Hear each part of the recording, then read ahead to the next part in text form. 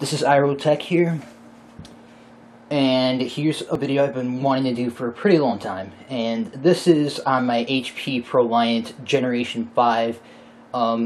It's a DL585. I'm pretty sure that's the model for it. Now, what I've been doing here with it is pretty much just letting it stay. I mean, I've been using it for other purposes. Mainly virtualization and having temporary test servers up, but as of right now, sorry about that. Anyway, the SAS connector for the hard drives right here do not work. I still have yet to figure out how to put it in, mainly because this thing is so freaking big that I don't entirely know how to navigate it. Wait for the camera to focus. Now, let's open this thing up and let me show you what I mean here. For right now, I've been using it on an external hard drive, which has been doing surprisingly well. I've been using USB 3.0 because this thing is equipped with it for some reason. Even then, I could probably put in a PCI for it. Alright. Now, I got this from Purdue University, and there was something on the back that said Purdue University, I'm pretty sure at least. No, that's just the default stuff. I think I took it off actually, which may have been a disappointment. It might be on this side. No, it's not. This is just the... Okay. Anyway, this thing has 8 hot swappable fans, and you can see right here, this is where the hot swap hard drive bay is. The placement for this board is very awkward, but what I pretty much mean by that is, hold on, I'm taking this fans out so I can show you. Somewhere, like, it's either right here or it's on the other side, but sorry about that interruption again. Anyway, as I was saying before, there is some sort of controller, like, somewhere beneath here. I know these, this is used for something. Oh, I'm pointing at the wrong thing. I know this is used for something, I just don't know what. And to be quite frank, wherever this is... Oh, wait. Hold on. Maybe I should just... I'm going to turn on the lights so then you guys can see this better. Hold on. I know this controller right here is used for something. Now, as you're going to see right... the light's reflecting off of it. Wait a minute. Come on, let's see. Right there, right there. You can see right here that this data cord plugs into it. I have yet to confirm why the hard drives refuse to read, but it works nevertheless. I just have to use like a stupid external hard drive. Now, you're seeing all these, oh, let me zoom out. All these fans are hot swappable. I took them out. I can put them back in record time. Pretty much, it doesn't have any screw in to the device, but it will stay secure no matter what. That's why they call it hot swappable. Also for these two, that's why they call it hot swappable. Now, these things were hard to put in, but I'm not complaining here. Now, you might be asking, where's the processor? Where's the RAM? Where's all that stuff? Well, let's show you. First, I'm going to set this down when I put the hot swappable fans back in. Alright, now that's making sure that I have enough room to pull this out, because you guys probably don't know what I mean, but you don't know that there's a chair right behind where I'm standing, so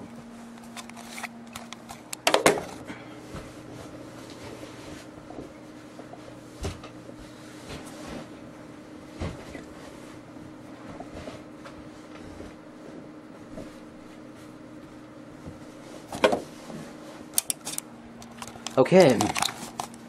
Now that I finally have the space, you might be wondering what this right here does. Hold on. You see how this came out. Probably see this is going now. Now, it says right here, hold on, press to release. So I guess I'm going to have to set the camera down.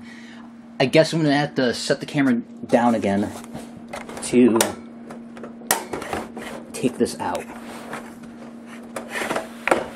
And I'm going to make sure not to drop this, or...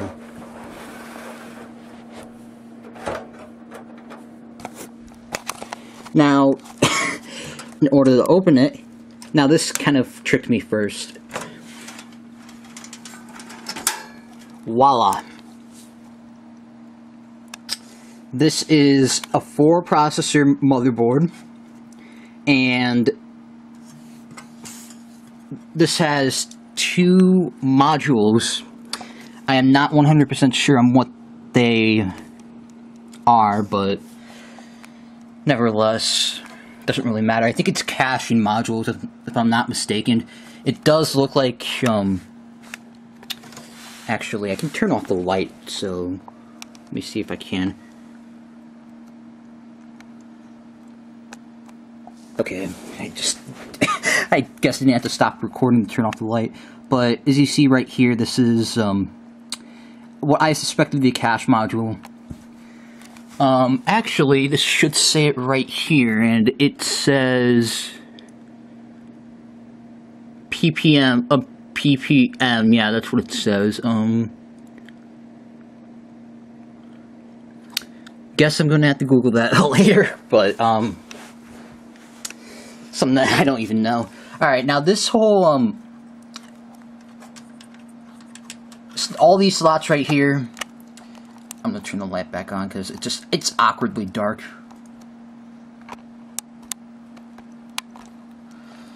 Now all these slots right here, they don't work correctly whenever I try to insert them.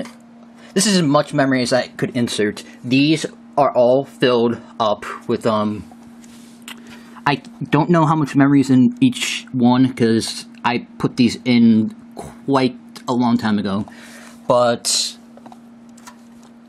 all these together, all these are filled, all these are filled, all these are filled, and that gets 96 gigabytes of RAM, which is quite a lot, actually.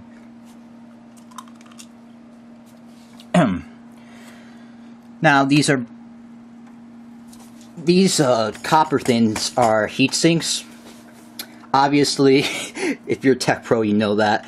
But these are held in by latches, and quite frankly, when you're taking this out, it really hurts your hands sometimes if you keep doing it consistently, like I was when I was setting this thing up. Now, under here, these are AMD Opterons, 4-core, 3 gigahertz each. No, did I say? Yeah, they're all quad cores for each processor. So that's 16 cores in total.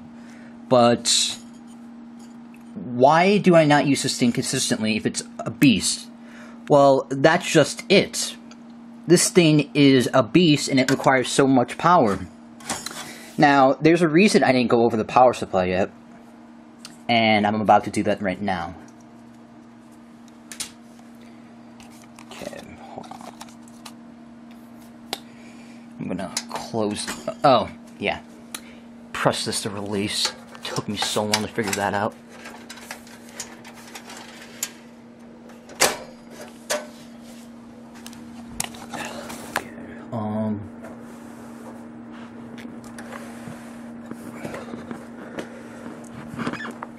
I'm under the podium. Oh, crap. Now, these are hot swappable 1000 watt power supply units. Yeah, we have 2 of them, and these are redundant, which means pretty much that it takes like 15 to 20 seconds, or wait, it's either that or 10, but besides that, it will make sure that all the applications are closed cleanly, so then, like, if a power outage were to happen, it would take at least 10 to 20 seconds for it to basically send a message to the system saying, oh, we lost power, we're shutting down cleanly. And unlike non-redundant power supplies, which I'll be showing in the next video of the other other 2 servers I'm working with as well, that this will pretty much save stuff if it's needed to, and that's why redundant is pretty much the standard nowadays for servers. Now, all of you might be wondering, why did I get this if I don't use it often? Well, around this time, I was still pretty new to computer hardware when I bought this, and I just wanted to learn particularly. So I bought it from Purdue University in southern Indiana, and they were selling it for about like $250 on eBay, so I bought it. Quite frankly, the first time the seller sent it, it wasn't working correctly, so I had to yell at them, and they sent me another system board, which, if you don't know, this thing over here is a system board. I'm glad I got this, but there's one thing that really annoys me about this. One thing, and it almost makes me wonder, why the heck... why is it this... the fans are so freaking loud. Now, I know that isn't an excuse, when especially you're supposed to have an enclosure for these types of servers. Well, this one you don't, but like regular rack servers that are about not even a quarter of this size.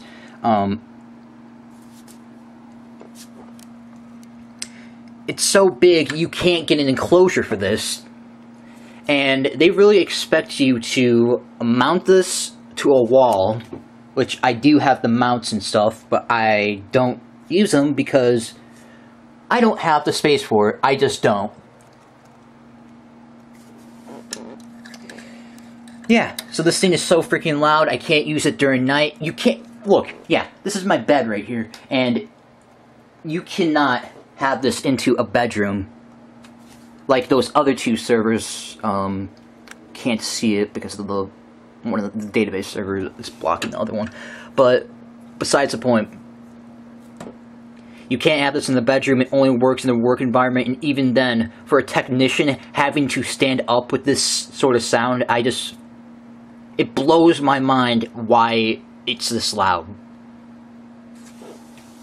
You'd rather get racks and have, like, freaking, I don't know, set up 32 racks, which are basically 32 separate motherboards, all separate computers that are combined into one server. I'd rather have a blade than this.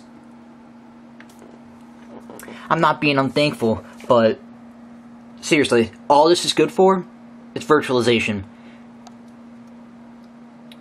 Now, I feel like I'm going to get some comments saying that, oh, you got a motherboard with 4 processors.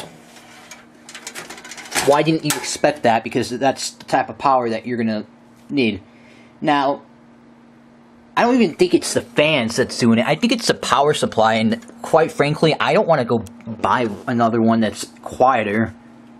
I don't even know if I were to go buy another one, whether it would be quiet or not.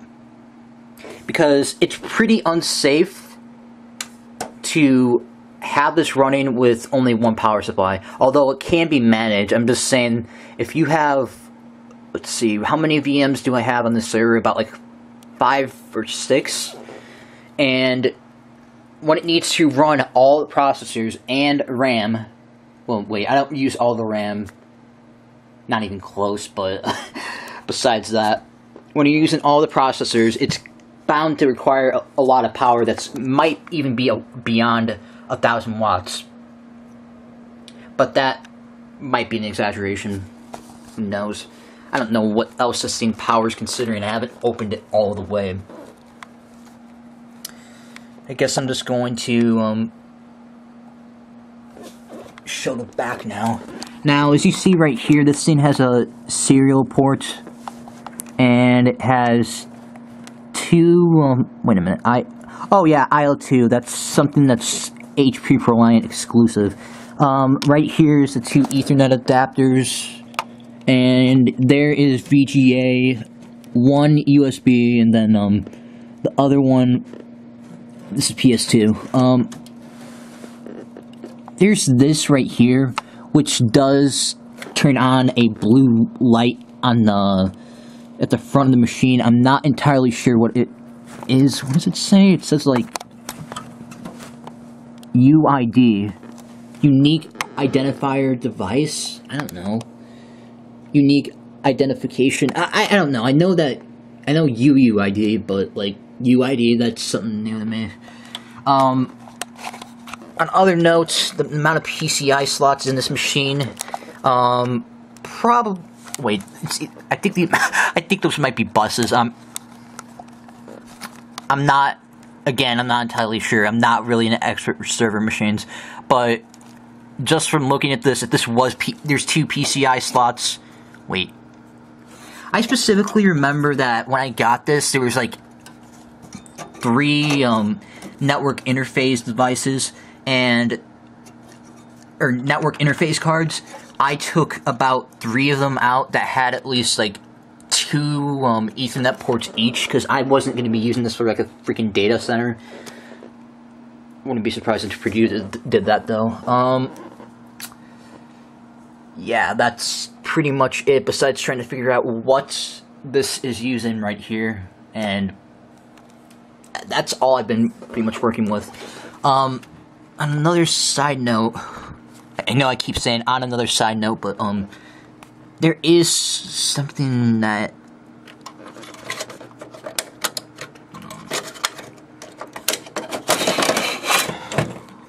I don't think it's. Where the heck is it?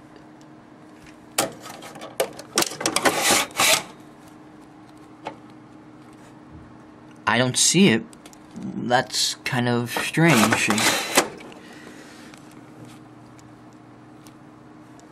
What I was going to say is, oh, wait a minute, there it is.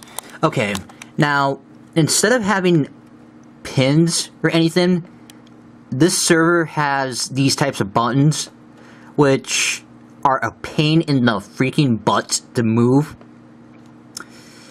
And I was afraid I was going to break the switch. Well, you can't pretty much tell what each one of these are doing without the manual, but besides that, I had to use a freaking pencil to move this. Not a wooden pencil, a mechanical one. And I don't even know how old the CMOS battery is either. I hope they replaced it, but it's not like I'm going to be using this server every day, because I'm not. I'm only going to be using this on weekends when I'm actually developing crap. Yeah, that's pretty much it now. We went over what the power supply and stuff is. We went over the specifications. Oh, wait a minute. I almost forgot.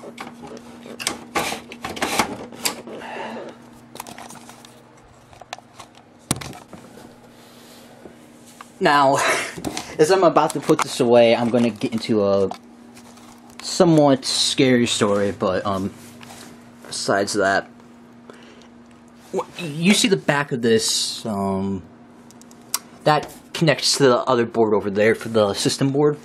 Now, you do not want to get that stuck under this. If it gets jammed in any way, you're going to be in for a bad surprise.